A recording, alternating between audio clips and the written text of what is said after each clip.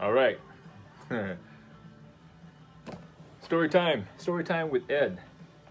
iPhone here. This isn't gonna be too fancy or so, obviously, but I don't know. I watched a lot of photography videos and such out there. For 2 weeks I was in quarantine at Fort Bliss when I came back from Somalia, and I watched a lot of videos. Tell you what, man, find me. Peter McKinnon videos are awesome. Before I came back from Somalia, I've always wanted a DSLR camera, or what were they called before DSLR? I don't know, way back in the 80s. Way back in the 80s, growing up as a kid, you know, in the 70s and 80s, that old. Back when dinosaurs were roaming the land, you had to fight woolly mammoths to get into, you know, the local Sears and Roebuck and get your stuff. But born and raised in Arkansas, and the only person I knew that had a camera was this guy, Pepa. So my Pepa there, he had one of the cameras with the lenses on it, you know, and the big flash thing that would stick out like this, like you take a picture and with that. He had that camera, and the only other person I saw with cameras like that were photographers. You know, when somebody would have like a family reunion or a wedding or something, you would see the photographer, and it was one camera, you know, a couple lenses and stuff like that. That's it. I always wanted a camera as a kid growing up. I got kind of an artistic bent going on. You can't tell by the editing quality of my videos here. I'm no Peter McKinnon, but I always wanted a camera. And the fanciest camera I had was the kind that, I mean, back in the day, kids, you'd have to go to the store and get a camera with the right speed of film, 200, 400. I never knew what that meant as a kid. ISO 200. What the hell is an ISO 200? But you had to get those the right speed, it would say, you know, for sports. You know, get this one, you know, or whatever. Had no idea what that meant. But camera, you'd open up the side thing, and you'd stick in there. You try to pull out the film a little bit. And you put it on the wheel. You close it down, and you turn the little wheel until the number. It was like, yeah, it was in the little window. Okay, cool. And then you see something, you take a picture, and you until it was on the next one. And then you take it to, you know, I don't know, where did we take it? We didn't have Walgreens growing up as a kid. Not in Arkansas. Take it someplace, maybe Walmart, but I remember a day when there was no Walmart. We'd take it someplace, and they would develop it, and like, you know, a couple days later, a week later, something like that, you'd go back and you would get your pictures. And you'd have to order, like, what do you want? You want prints this big? How many of them do you want? You know, do you remember which one was the you know, kid blowing out the birthday cake? Which one was that? You know, that was camera 3. So you want extra photos of that? No, it was too much. You know, maybe you picked the wrong number. So you would develop them, and they're like, oh, I liked this one, or I may want this one. So you'd save your negatives. So in the future, you can take those negatives in and say, I want this one. And then when we had not instant photo, 1 hour photo development, and those little labs started popping up in parking lots and stuff around, like you just pull in, drop off your film, and come back an hour later. Man, that was cutting edge, dude. Man, I remember as a kid, high school. Was it high school? Or was it middle school? No, it wasn't middle school. Junior high? Whatever, somewhere in there. When we got to McDonald's. Man, that was like mid-80s. Van Halen was huge. I remember watching Van Halen, Hot for Teacher. Greatest video ever growing up as a kid. That was the greatest video ever made, Hot for Teacher. Man, I was just mesmerized. Puberty, son. Anyway, so yeah, we got a McDonald's, and I was like, man, look at this, McDonald's, chicken nuggets, you know, small town America. So anyway, those cameras were expensive. Yeah. What is your point, Ed? Come on, man. If this is your first time watching me on video, if you're not, you ain't ready for this. Go watch something else. This is rabbit hole city, you know. So anyway, those cameras are expensive. I don't often join the Marine Corps, and yeah, kind of liked it, but I was always like too busy in the Marine Corps, going here, going there, doing this, doing that, you know, Sega Genesis, you know, stuff like that. And then when I got out of the Marine Corps, I didn't know what cameras were. I just know I wanted one. So I went and bought a, what the hell is its name? Canon. It's on my Flickr. If you go to my Flickr, see some of my favorite photos from way back in the day. It tells the kind of type of camera it is. Canon Sure Shot or so. But it had a little lens that popped out. You know, it came out a little bit like, you know, like that. But I think it was 4 megapixels. I remember having that camera, and then in Houston, Texas, in the '90s, and trying. You know, I'd see something out in the landscape. I'm like, oh, I see this. And I would try to take a picture of it, and it just would not work. It was like, I saw this. You know, my mind. You know what I know now. My mind was looking at 200 millimeter, but my camera was taking 50 millimeter or something. So it would take this. What I saw was this. It just wasn't able to match what I saw in my head. Did a lot of the instant cameras you go buy in a little package, disposable camera, a lot of those. And I've got a couple pictures of those that I really like. There's one on my Flickr account of a woman holding a baby statue at University of Texas, just outside their alumni center. And I had to lay down on the ground and point up because I wanted to frame the statue with the tree behind it and stuff like that. If you just look at it straight on, it's pretty boring. But I knew what I wanted in my mind. I took that with an instant camera, and it's grainy as hell.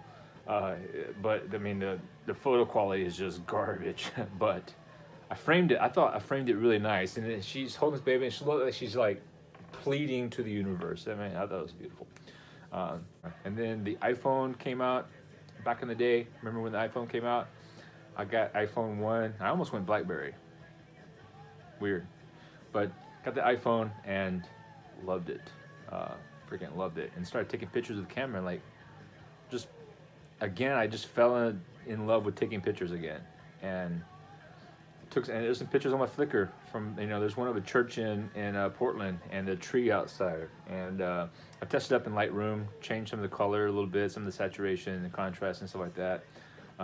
But the picture itself, great. Took some great pictures with the iPhone. And over the years, I've gotten an iPhone like every other year or so. I've gotten an iPhone upgraded like every 2 years or so. It's going to be on a 2 or 3 year upgrade cycle. Can't wait for the iPhone 12 Plus, man. 87% larger sensor area on the iPhone 12 Plus. Son, I can't wait. Anyway, so let me back to the story. So I'm been taking a lot of pictures, and then I go on deployment to Somalia for several months. And there was a time in Somalia, like one of my jobs was NCOSC of the graveyard shift of the base operations center. So basically it's all the cameras that are, 360 security and stuff like that, watching roads for hours. So I watched a lot of videos and looked at a lot of interwebs. And I came across this cat's, Ken Rockwell, is that the name of it? Got a blog. I challenge you to find a more in-depth camera blog site than Ken. Is it Ken or Kevin? Rockwell's page. Holy cow. And I started reading that, and because I've loved photos. I love taking photos, just didn't know what the hell I was doing, So I started reading that, and I didn't know a DSLR from a mirrorless. Like, I didn't know what that meant. And but started reading. Thank you, Ken, Mr. Rockwell, for your amazing blog. Seriously, that's a great site. I was like, you know what? Maybe I should buy a camera when I get back. Yeah, why not? Even though the iPhone takes amazing pictures. Like, hey Ed, what kind of picture do you want to take? I mean, how many times have I taken a picture with an iPhone that I was like, that just sucks. iPhone wasn't able to capture it. Hardly ever. iPhone takes great pictures. Landscape pictures, photo portraits, self-portraits. I mean, amazing. It just takes great pictures. I'm like, do I really want to spend $1,000 on a camera for that one time out of the month that I want a specific picture? I mean, honestly, iPhone takes some great pictures. I know there's some people that are haters out there like, no, screw the iPhone, Google Pixel. Sure, whatever. Does it float your boat? Have fun. Me, I'm an Apple guy. Through and through. All right, so So I started doing some research, like, okay, should I do this? Should I do this? You know, I found some packages on Amazon that tells you all kinds of stuff. And a friend of mine is a photographer and a author, lives here, and he's like, no, I wouldn't buy that at all. I would do this. I would go this route, blah blah blah. And I was like, gee, thanks a lot. Very helpful. And the one takeaway I got from him was, go with the platform that focuses on lenses, and go mirrorless. So he was an advocate of Sony. So okay, cool. So when I come back through from Somalia to Djibouti, we're on lockdown again for 2 weeks. There's not a whole lot to do on the post there in Djibouti. And at the next, the Navy Exchange, which is kind of like a store for military, they had, I don't know, 1, 2, 3, 7 cameras available, and then some like smaller versions that weren't interchangeable lenses and stuff like that. But of the interchangeable lenses, I think they had 4, 5 to choose from. Had a Canon Rebel, a Fujifilm, which I almost went Fujifilm because everybody's like, they love Fujifilm. But only one of the models there, only one was mirrorless, and that was the Sony. Specifically the Sony A6000. So, the Sony A6000 is what I got.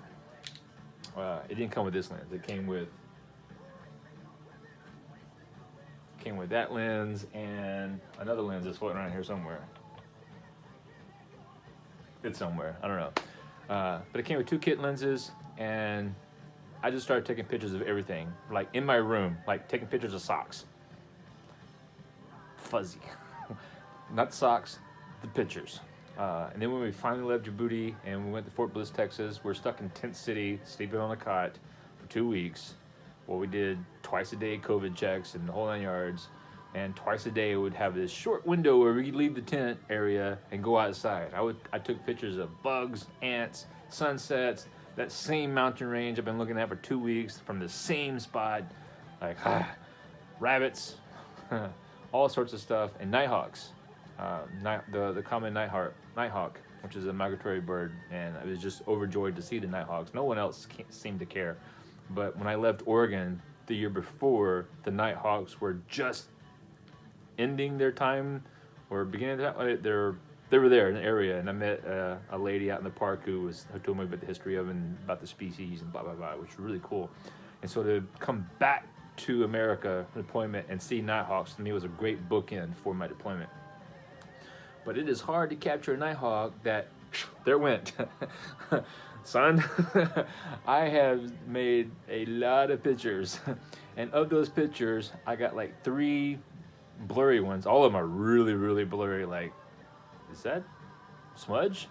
But 3 are really really blurry and 2 are blurry-ish. So like one of them I was like, man, you can actually tell that that's a nighthawk. You can identify the bird. I was so proud. You know, capture that sucker as it's moving. I was trying everything, like automatic focus, non-automatic focus, automatic focus on something about yay far away, and then keeping it to where it goes overhead, finishing the shot. I tried all sorts of stuff to try to get that bird, you know, and I failed like 1 billion times. I took a lot of pictures, and a lot of pictures are lame. But I started to learn how to use this camera a little bit. I watched a lot of videos, read a lot of blogs on just what is ISO. Like everybody says, ISO is not an acronym, doesn't mean anything. And then there's other guys like ISO. Everybody's wrong. It means International Standards Organization, which doesn't make sense to me as a setting for a camera. So I don't know. Do I really care? No, I know what it means.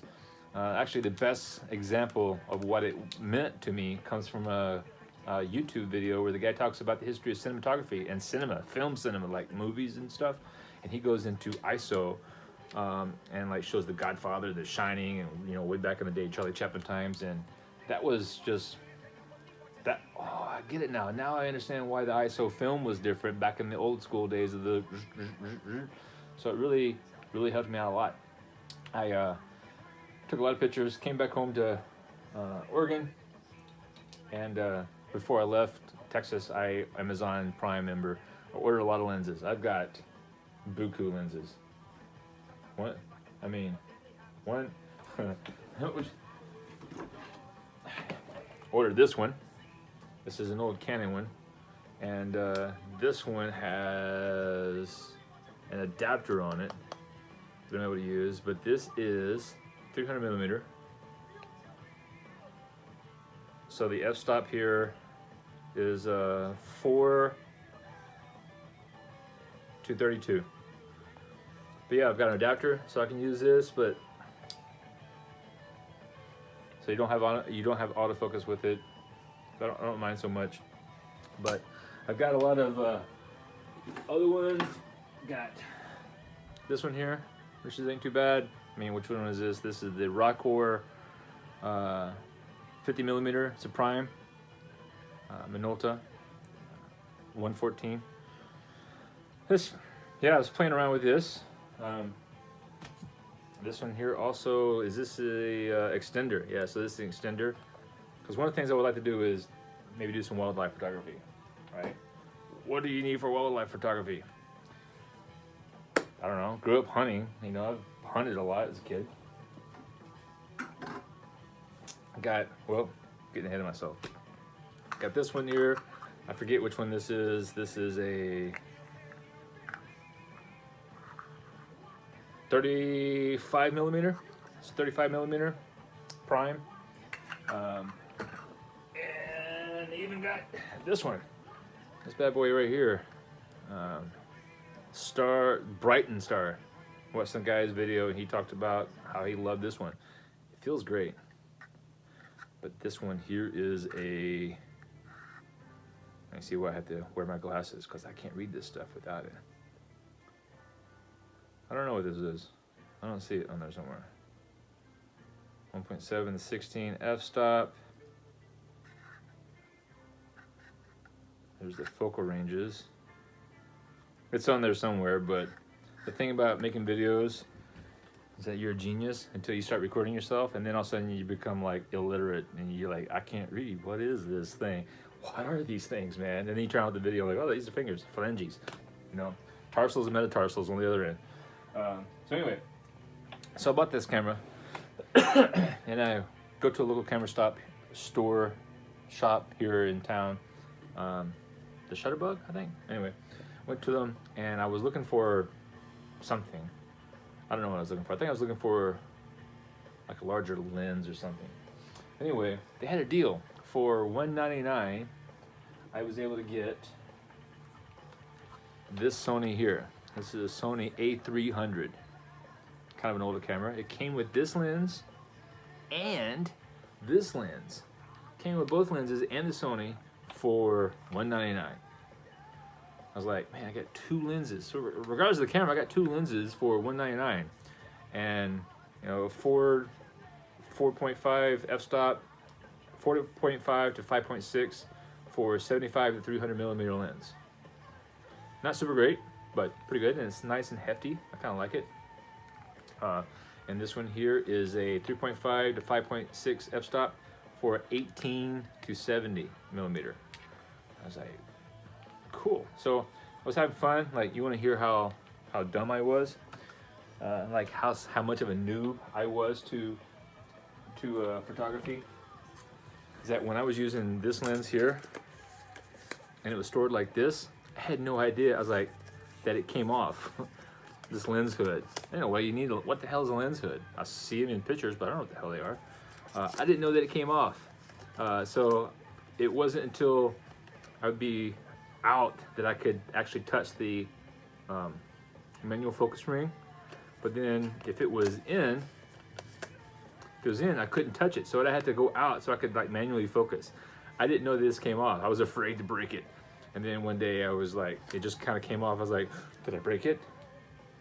And I put it back on, I twisted, like, oh, it stays on. And then I was like, wait a minute. Lens hood. And then, you know, like, after reading several hundred blogs and videos, you know, you'd think that somewhere in there, somebody would have said something about lens hoods. Came across one. I was like, huh, there's a lens hood. That's pretty awesome. So, yeah, that's how much of a noob I am. Total noob here. All right, so anyway, I got this camera and I go out hiking looking for stuff. Because one thing I discovered quickly in 2 weeks of quarantine was that this was a pain. Oh, I want to zoom in. Take this off, hold it, try not to get dust inside, hold it right here, get my lens cap, put my lens cap on it so it doesn't get dust when it goes into the pouch, put it in the pouch, oh, hope this doesn't get dust inside it, get another lens, put another lens on it, damn it, hate myself because I forgot to turn it off to do all that. You shouldn't be doing that, right? Yeah, I do that all the time. Put it back on, take a shot. Ooh, look at that over there. Ooh, I need a different lens for it.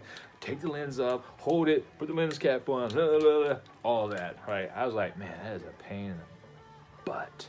All right, so prime lenses are fun, but man, I was hating having, you know, prime lenses or not, I was hating having to go between, you know, just these two different telephotos or adjustable lenses, whatever. So I was in the store and the guy's like, yeah, you got another camera here, you can carry this one, put a lens on this one and this one, and you can switch between cameras. I was like, 2 weeks ago I didn't have a camera. Now look at me, walking around like some camera junkie with cameras hanging off of me and a pouch filled with lenses. How many lenses do I have? 8? 9? I lost count. I mean, it's not a lot. I mean, there's people out there like, come back some when you're in the hundreds. Yeah, but for somebody that's never owned a camera, now I have all these lenses, it's quick. Anyway, so this camera here, what I discovered quickly when I went on this hike was like, I didn't like the setup of this, the camera strap. Didn't like it. Because it puts all the weight right here. Hated it. So when I went back again another time, I had got this Peak Design system here. And I have like 3 of these straps now. I mean, I've got, I think this is their middle of the range one. I don't know the names, but this is kind of cool. You can adjust it and stuff like that. It's nice, like it. I greatly prefer this one though.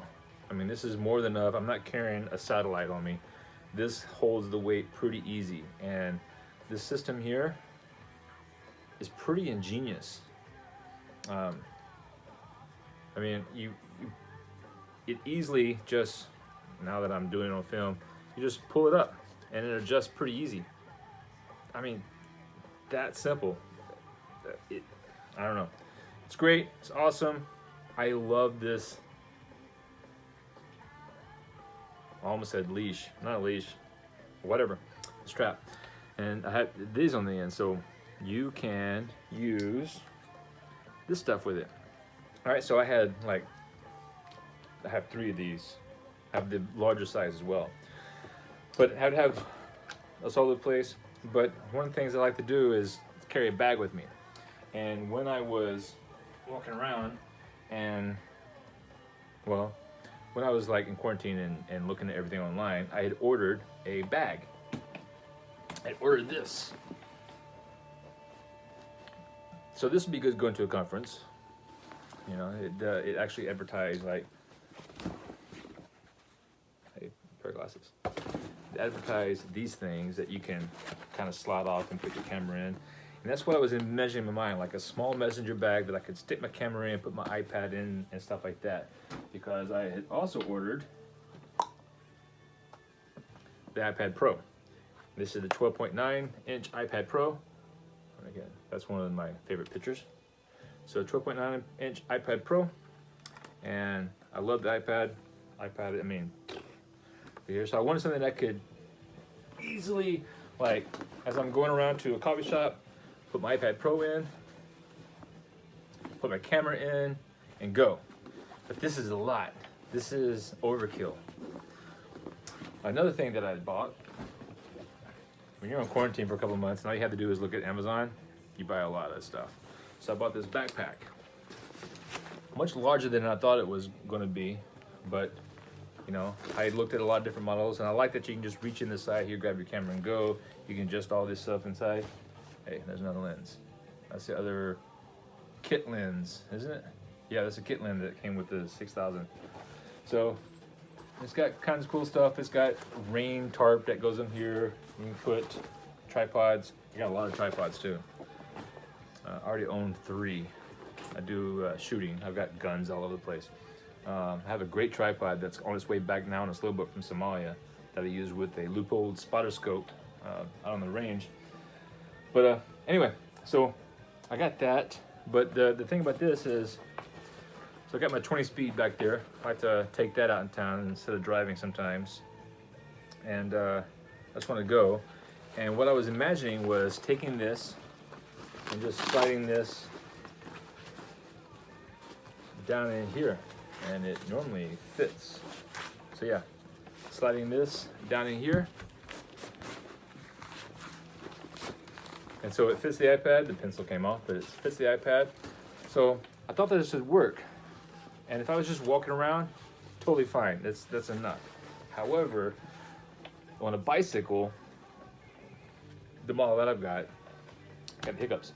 I'm bent over a little bit. So my concern is this.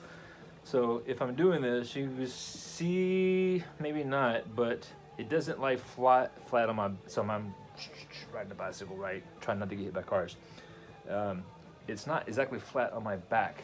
I could lower it down some, maybe, and it's a little bit flatter, but it'd be, I don't know.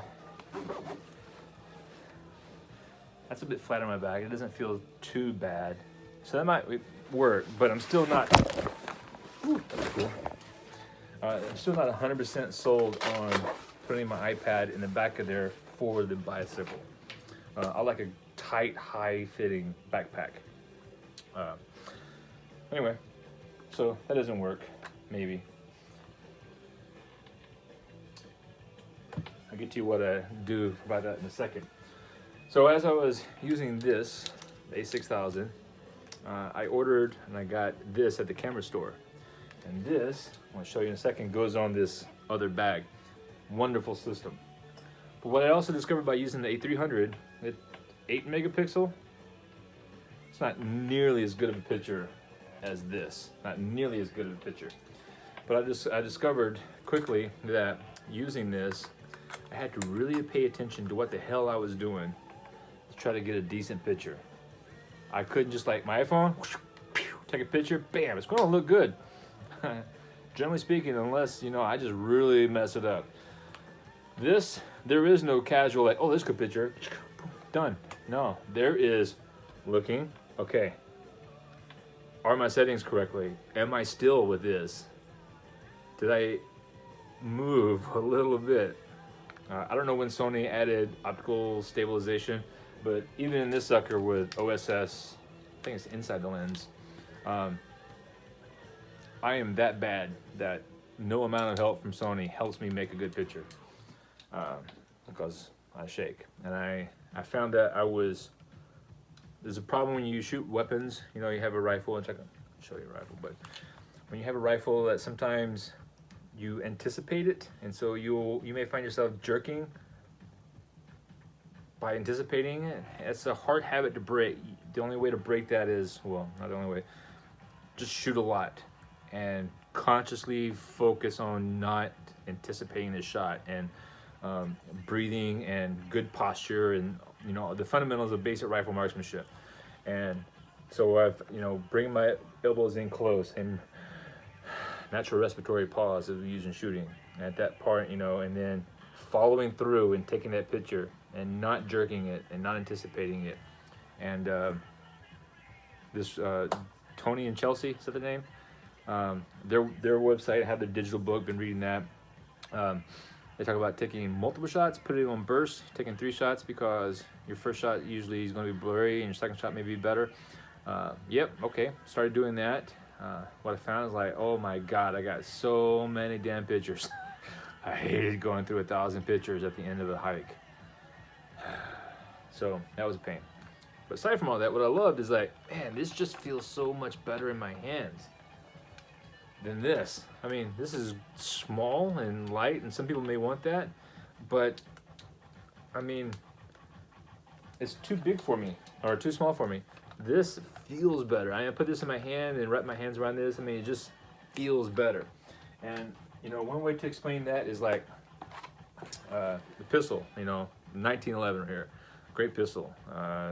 Colt Mark 4 Series 70 government model 45 automatic caliber is what it says on the side there. So, but this, you put this in your hand can wrap around it, right? Hand's good, you got a good position there, right? So, the hand's wrapped around it and I'm holding it. And so, it's good, it just feels great. Compare that to my everyday carry.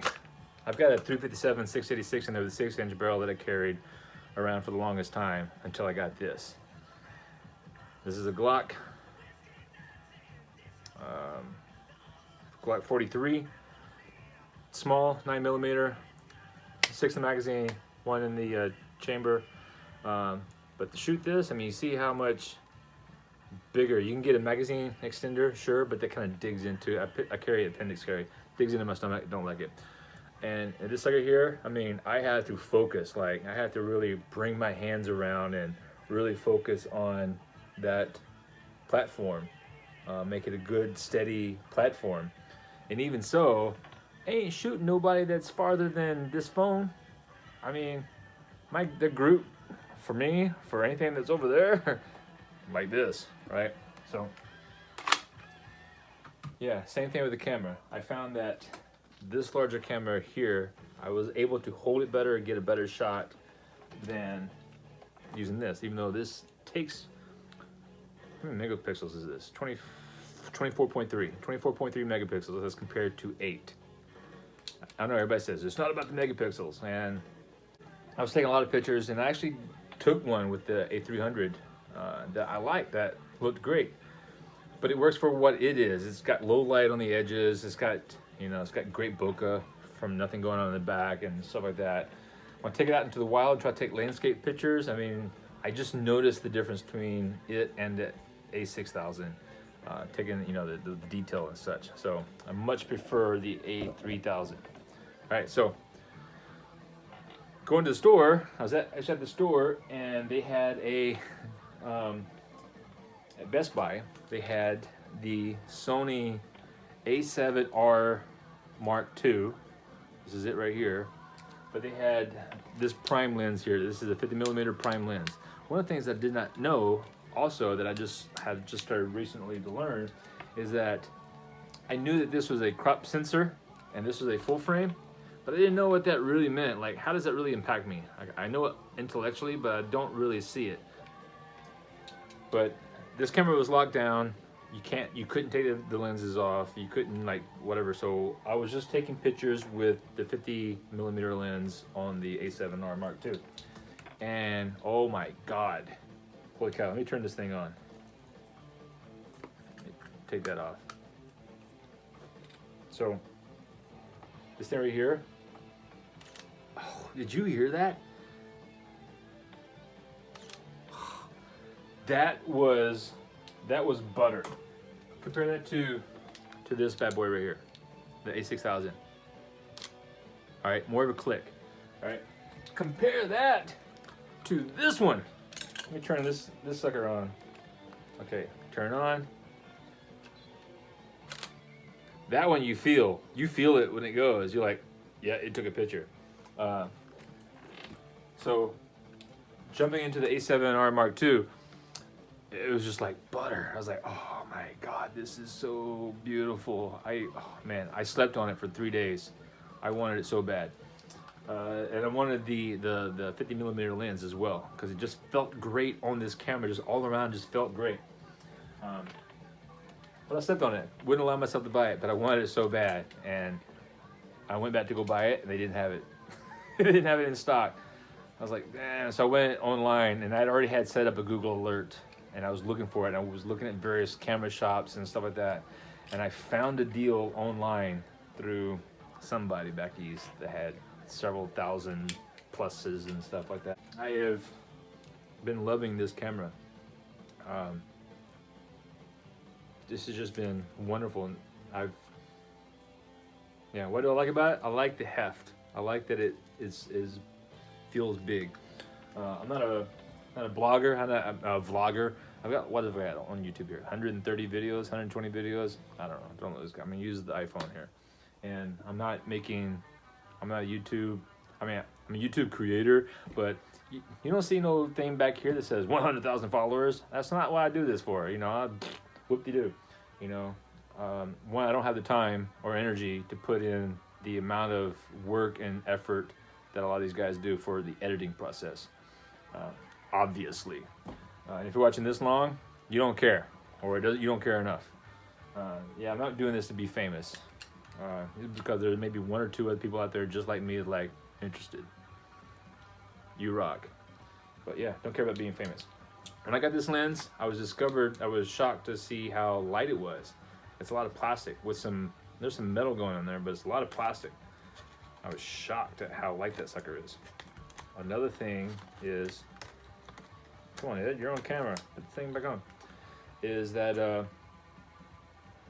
the lens is not quiet.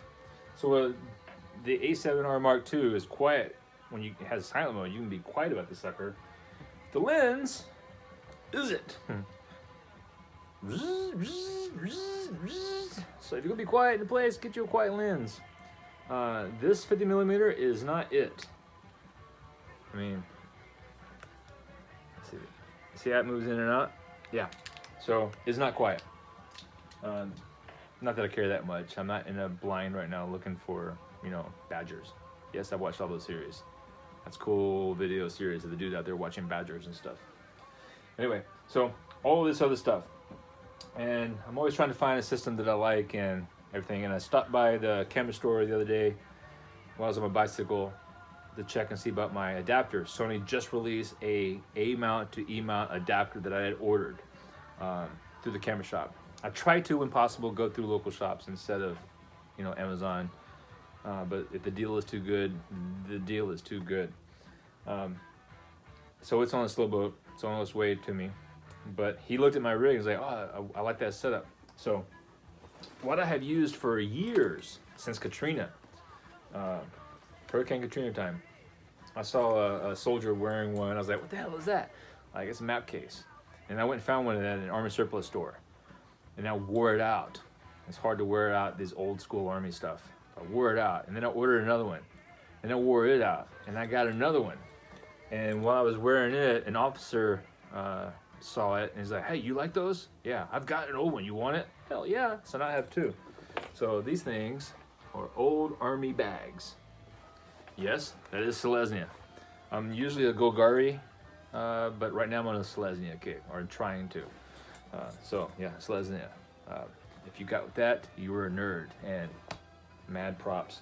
So anyway, this is all useless. So if anybody out there is like, hey, we want to build a bag that is going to be great, cool.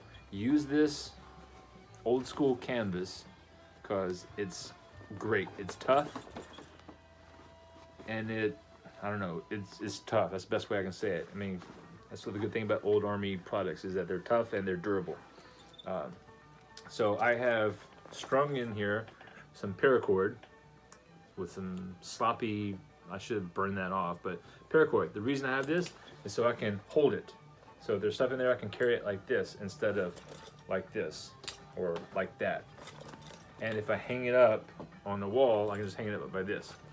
What's great about this is that it also fits an iPad Pro 12.79 inch iPad Pro, and pull it over more than enough. You see, you got plenty of space in there.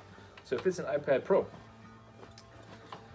And when I'm out and about, I'll have it slung or I'll have it sideways, but I usually, I got my cup of coffee here. It's a Yeti, go Cubs. So I got my Yeti, and I'll just, like this, and it'll just hang off to the side there while I'm walking around. Usually I'm walking like this, but then I'm like, oh, there's a shot I want to take. What do you do with your coffee? You know, I've done the knee thing, hold it in your knees and take a picture, right? But with this handle like this, I can just, and it sits there while I take a picture, put my camera back right here. Well, what I put the camera on, well, here you see this thing right here. This is the Peak Design, what do they call it? Clip? I don't know. But anyway, this thing right here is awesome. So this right here and this, so you can adjust it to where it's whatever. Slide this sucker up, slide it down wherever you need to, and then tighten it down. But to take it off, this end here just opens up. And it's got a nice little grippy rubber thing back there that holds onto it really, really well. I mean, and it's got these cavities, so it takes off the weight, but I think it kind of like, some of the fabric kind of fills into that cavity, and then it even holds I mean, it just holds very well. And so you just like this slides down, and then you tighten these two up here. And then boom. So it's got this little bitty doohickey thing there. So it slides in, it hits that, and then this right here, this here opens it up to where you can slide it in and out.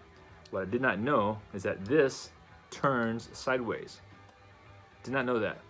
Because I put the camera in one time, and this had turned, and I was like, why is the camera not coming out? What the hell? And I was like, is this broken? I was like, Hulk smash! I was about ready to do the infantry thing, which is just hit it with a hammer. But then I realized that it turns sideways, and then it unlocks. What? So that was even better. So this right here, and I got it on crooked now. So I've got one on the bottom in black, and on this one I got one in silver. And it just, that's it. I don't have to do nothing. I just slide it down there and go. So, boom.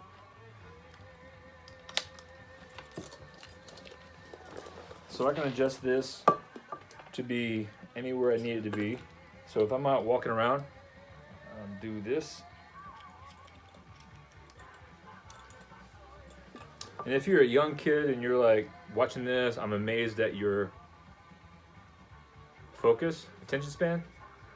They give you a bad rap, young kids, but you guys are awesome, and gals. But if you're also wondering what this music is in the background, it is Iron Maiden, son. Go ask your parents. It's cool. All right, so when I'm out and about, if I'm walking, I'll put it up high like this. And so, and the camera is just right up here.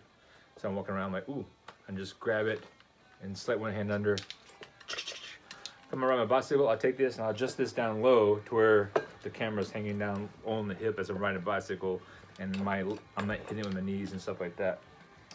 For the silver one, you just push down the button. Just push down the button, and it comes right out. I had bought the new models of both, or the new model in both silver and black. I don't know why it does this, but for the black one, yeah, it goes in easy. But when you press down on it and just slide out, it doesn't slide out as easy. It catches sometimes. So I can, if I'm holding on the button, I can just yank it out and it'll go out. It's not as smooth coming out as the silver one, but if I hold down the button and I bring it up, and it stops. It's not coming out. If I let go of the button, then it'll come out. And when I look at the bottoms, I can't quite tell a difference. I'm sure there is a difference. I mean, there's a difference in depth on it. One is slightly longer than the other one. But, and it looks like this is 2-directional, or this is 4-directional, depending on how you mount it and stuff like that. But is that the end of the world? Not the end of the world.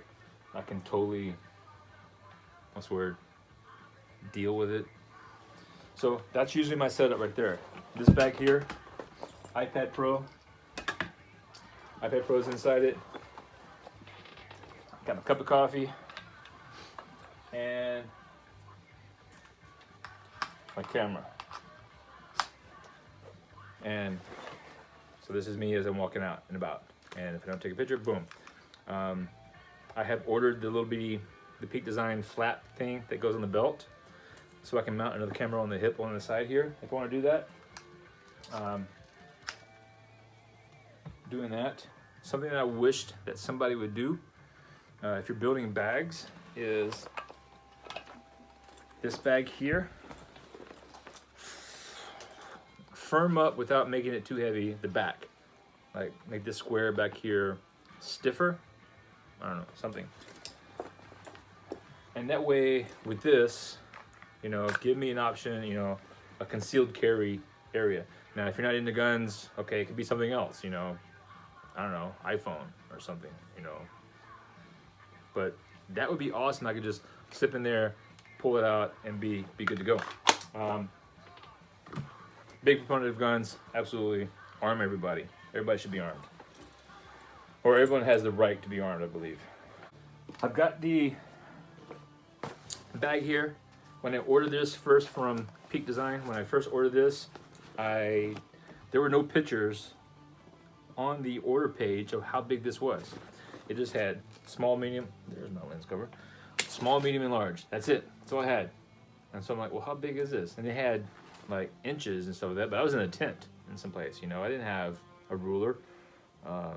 And guys, we all know that 5 inches that's 5 inches, right? So I didn't know really how big I was looking for, so I ordered the large one. This is too damn big. This is big enough if I want to carry, like I also have this Tamron lens here. This is what I use to take a picture of an osprey with. Not a bad lens, you know, I kind of dig it. But the Tamron lens fits in there nice. And it doesn't shake around inside there. And I can fold this down nice and tight. And that's good. And mount this on a belt, or you can use straps. Before the Peak Design system, use the straps. I mean, all that is just good work. I ordered the small one as well, so the small one's on its way. Can't wait for it to be here. Got this.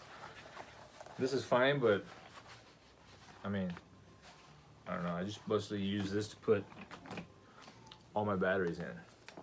I had one complaint about the A7rii Mark II, though. I know this is a blithering, rambling video. I had one complaint about the A7R II. Battery, son. That battery dies quick. If you're gonna go outside on a walk for an hour, you better carry another battery. You think this battery's gonna last an hour? It ain't gonna last. Man, that is crazy how fast the battery goes on this thing. So yeah, I carry 3-4 batteries out with me every time I go anywhere with this sucker. But other than that, I love the camera. I freaking love it. Time to end this, right? That's right. All right. Live long and prosper.